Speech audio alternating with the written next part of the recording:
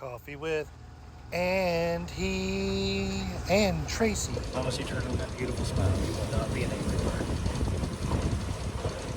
Hi guys! Welcome back to Coffee with Andy, and this is the last one with Blue because she gets a new temporary nickname until we come up with a new one. She has a new temporary nickname because we have eliminated our technical difficulties. She is Coffee with Andy and Floaty. We have solved our technology issue. The new phone has finally arrived. Not only does it have a wrist floating safety strap, it's also got its own little life preserver and a waterproof, more waterproof case. Actually, this one could be used for diving, can't it? Down to a certain depth, but we're not going to try that. I'm going to let you have this back, Floaty. Now we've just departed Annapolis, which has been our home away from home for the last couple of weeks at least.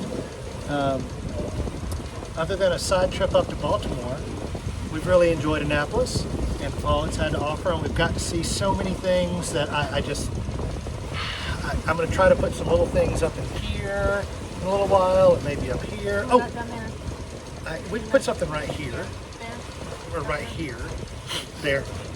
You guys might notice something. Tracy's wearing some odd headgear. It's cold. And you're just obnoxious and annoying.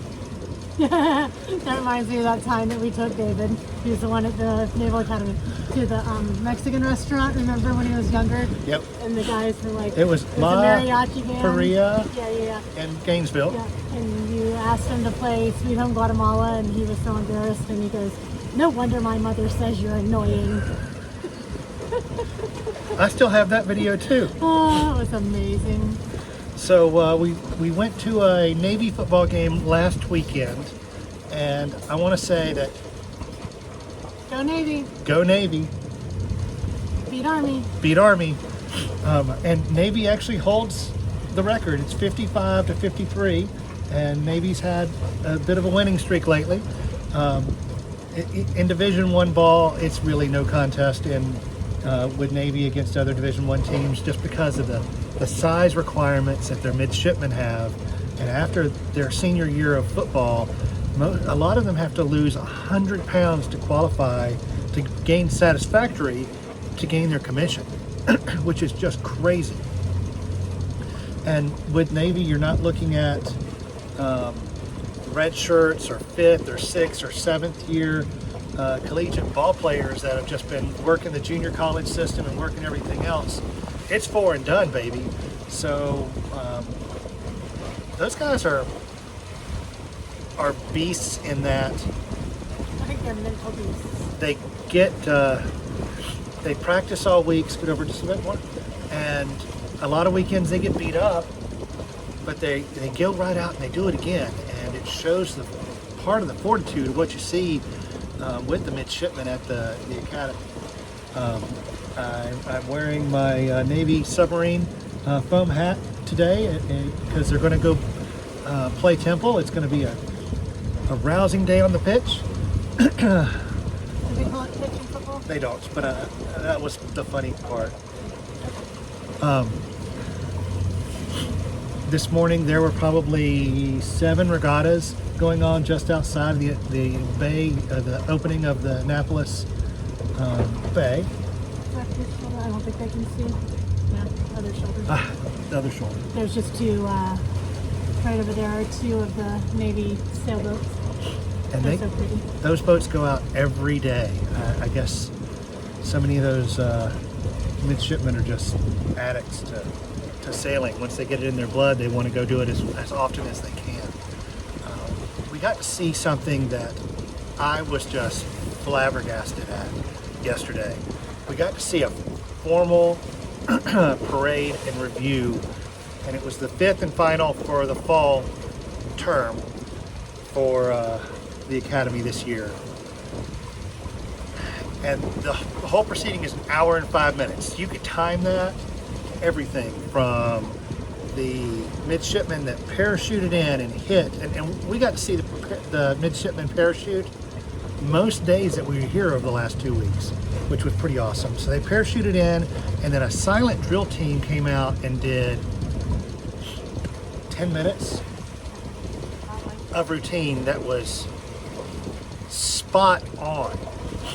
Some of the finest I've ever seen, and I've never seen the Tomb of the Unknown Soldier before, but I've watched tons and tons of videos, and it was on par with that. The review, the quality of the leadership that I saw there, the amount of females in leadership calling was pretty amazing. And those ladies, midshipmen, you could tell they had some fire behind there. Chutzpah. We're going to go with that one. Chutzpah. And everything that they did, and I respect all that. We were sitting right in the overflow section of the class of 72 reunion, and there were a lot of alumni there. I think, did we just lose? Nope. I don't know. We just sucked around. It doesn't know what we're doing. It's still thinking. We may need to steer manually. We're good? So we saw a lot of alumni from 72 and their spouses and their children and their grandchildren that were in the review stands. And those midshipmen had such a camaraderie and esprit de corps from 50 years ago. It was pretty awesome. I don't know what that was for. It was a notification on my. Did you guys get to see it? I have trimmed my nose hairs lately, so you're. Thank you. What else did we get to do yesterday? We got the technology problem resolved. We get to go spend time in Annapolis and just walk around the streets and learn more and more about that. That was pretty awesome. So we're going to miss that. We're heading over to St. Michael's, and coming out of the. You are clear. There's one with its sail up about half mile out, and I do not see any crab pots. We've seen a lot of crab pots today, more than we've probably seen all along. Not that worried about him. He'll be like at the mouth of the Chesapeake Bay before we get across. We couldn't even get to his wake if we wanted to. We are just barely motor sailing right now. I think we're doing about 5.8, almost 6 knots, and just barely turning 1,500 revolutions, just so we have a little bit of power. Winds have been variable. The sea state was about 2 to 3 foot swells. In our anchorage. In our anchorage the last 2 nights. We're looking forward to a good night's sleep. And we had something yesterday afternoon. We were just doing a walkover inspection of the boat, and we found a sheared cotter pin right at the base of the mast. And we figured out where it was. It was where the boom attaches to the mast. I remember David saying something about it. I just couldn't remember the importance. And I couldn't get anything in there to pry it around with the weight of the sail on it. And we were in some pretty gusty winds and rolling in the anchorage yesterday, so I was planning on doing it as soon as we set sail this morning. We got the main up. I went up to check it, and that pin that holds the boom on it had dropped a 1/4 inch, and the hole had dropped inside of the slot. So I had to use we'll say a mallet to get that pin back up in position. With the wiggling of the boom, we were able to twist it around to get the cotter pin in. I'm not sure if that's the right piece of hardware to hold that. I'm going to do some research and see if we should probably put something more hardened in there. What do we have ahead of us?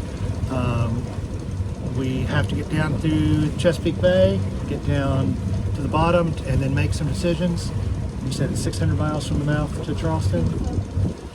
I think it's 504, but I need to go double check that. Something said 550. Well, you got to go out around Hatteras. I know. Direct line, yes, it's probably about the 500 miles. So 500 to 600 miles. We'll use our estimation skills right now. Especially because there's a bridge broken. There's a bridge broken down in Beaufort, North Carolina on the ICW. That we can't go that route if we wanted to right now. The problem is, I think the bridge is like 60, 70 years old. The company's out of business. They don't make parts for bridges like that anymore. So they're using local machinists to try to come up with new gears and cogs to make sure that this rotating swing bridge gets the right part to get fixed. So we have three choices. We can go out and around North Carolina and around Hatteras. We can cut through and go through the Pimlico Sound and inside the Outer Banks, which is some good sailing. And by then, hopefully that bridge will be fixed, or we can go through the ICW. It all really depends on our weather window and the winds. The winds are looking kind of favorable into this week. But we're not 100% sure yet. Those wind forecasts are only good for about 48 hours out, and it gets into a lot of guesstimation. Updates on our friends back home. Saw a great video of Willow, little great niece. I'm going to turn this down. Sorry about the just down a little bit. She was very cute in her little bouncy seat. We're just going to go around them. We're going around this bulk freighter coming up the channel here. I can't tell if he's moving or not, but I think he's out in the middle. we'll have a better wind angle if we go out around him. It's all about a better wind angle, folks. True stories. I mean, with this hat, I'm almost a wind vane. That freighter, that's an oil or a liquid freighter, some kind of liquid, maybe a oil freighter. It's definitely moving. I'm talking about him. I know. I can't see any forward movement on him, but he's right in the middle of the channel. And that's not in the I don't anchorage. think they're moving. I don't think anybody is. This is kind of a little area where a lot of freighters hole up while they're waiting to go into Baltimore. We're just needing to skirt across the bay here, which is only like 6 or 7 miles right now. Maybe a little narrower. I think that was, She said they're here until the middle of next week. okay, we might meet up with Joanna. But we're excited about heading south, looking for warmer weather. Looking forward to, this kind of blocking Tracy, getting our upgrade, everything ordered and started and get that done, and then heading back to Georgia for Thanksgiving week. Don't have all the particulars mapped out on that yet. Might put some of the kids in Swanee. We might hang out in Tapwood a little bit. We might just come hang out with You. With whoever. With whoever. They are Hearns. They have a nice big house. They do. Hi, O'Hearns. Who's going out of town for Thanksgiving? We can house sit. Who needs some house sitting done? Need me to watch your dog? The O'Hearns need house sitting done. They're out of town for Thanksgiving. Well, here we are. Qualified pet sitters. We'll talk. You got my digits. Now that they work. Now that they work. Oh, did you have anything you want to add about Annapolis, sweetie? No? It's been real.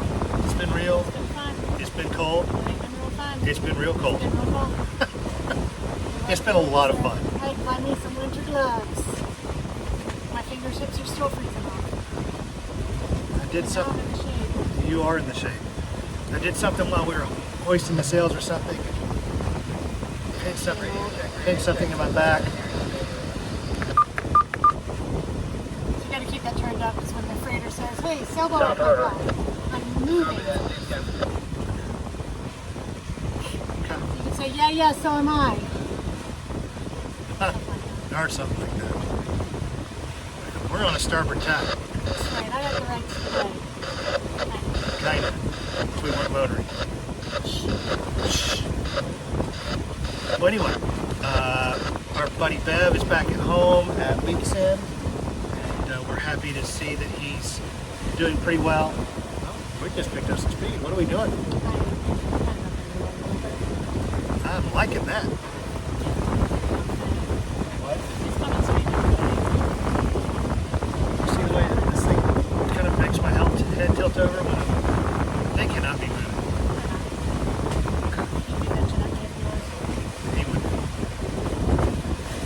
So we're going to be back into our regularly scheduled coffee with Andy and Tracy. Now that we're back underway, we're not letting everybody sleep in every morning.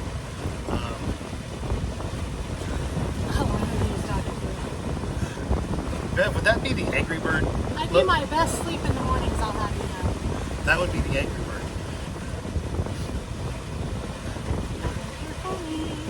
I'm going to do some insets of some different videos up here and down here before I post this. And we love you guys. We'll talk to you soon. Bye.